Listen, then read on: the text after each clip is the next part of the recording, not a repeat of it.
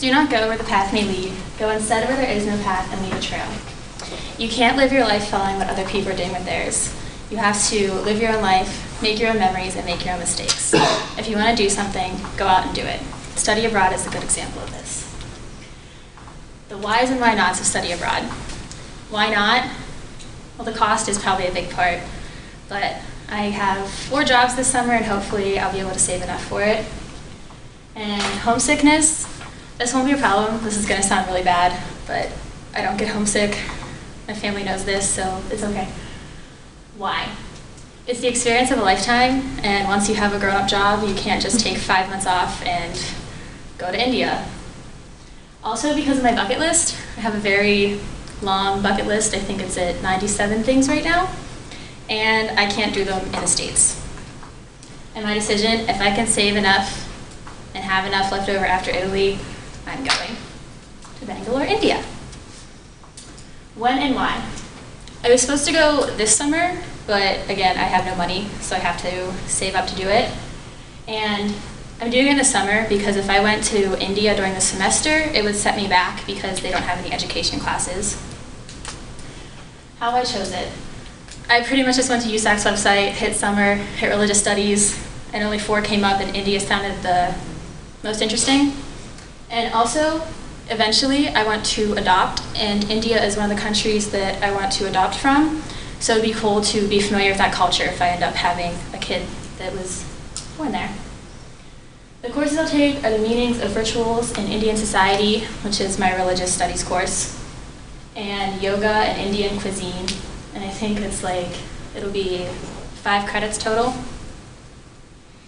I changed my flight because apparently getting into Bangalore at almost midnight is not the safest way to go. And it's cheaper. This flight is saving me about $700. Thank you, Kayak. Instead, I have like the same dates that I'm leaving and stuff, but the best part is coming back. I'll have a 20-hour layover in London. You just keep going. Okay. Where will I be staying? The host university is Christ University, and I will be staying in an apartment with 3 other roommates. That's the apartment building over there. It's actually pretty nice. It's a 40-minute walk from campus, but if I really don't want to walk both ways every day, I can get a rickshaw for like less than $5. My packing list, all your basic stuff. I need my yellow fever card, because if I don't have it, then I can't be let into the country.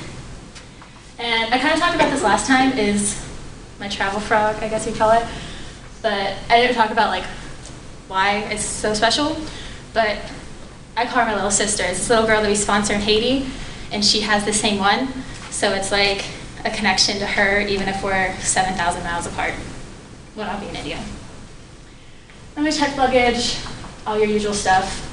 I need a clothesline and clothespins, because they do have washers, but there are no dryers. And a rain jacket, because apparently I will be going right before monsoon season, so that will be a necessity. After arriving, I have to do police registration, so go to the police station and I have to have my ID. And I couldn't find what actually happens. It just said that you have to go to the police station, take your ID in, to stay in the country, I guess. And I have to find an ATM to get money off of my AAA card, and my school uniform, because it will be way cheaper to buy it there than to order it and have it sent here before. And that's just a picture of what my school uniform will be. I'm not getting a SIM card.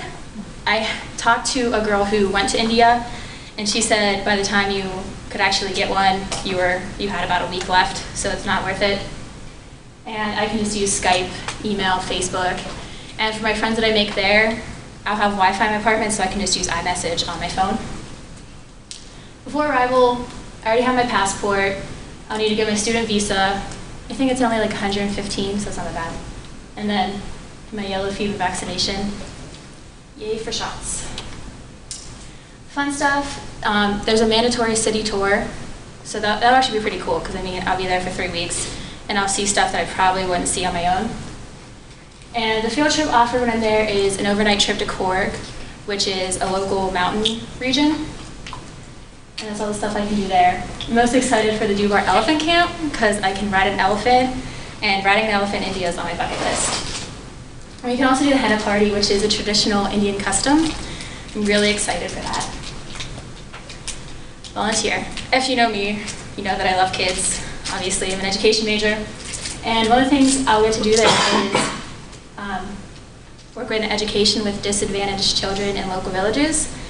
And I'm really excited to do that because I'm probably going to end up teaching English, living in a hut in Africa one day, so this will be a good trial run for that, I guess. Here's my budget. It rounds off to about $4,500, so it could be worse. It's not that bad, but in my budget I had a plane ticket to Delhi because the day of move out is June 25th, which is the day before my birthday.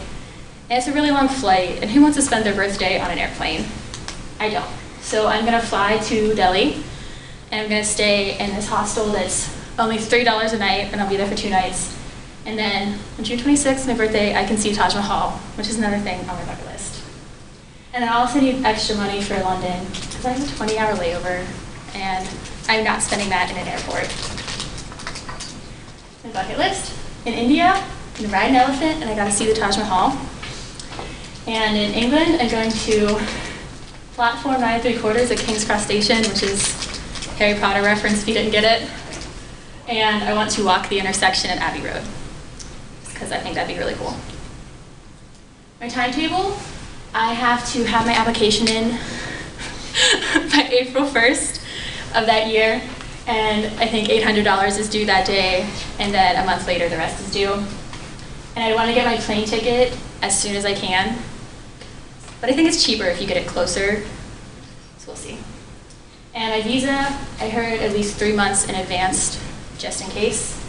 And I'll apply for scholarships as soon as I know that I got in.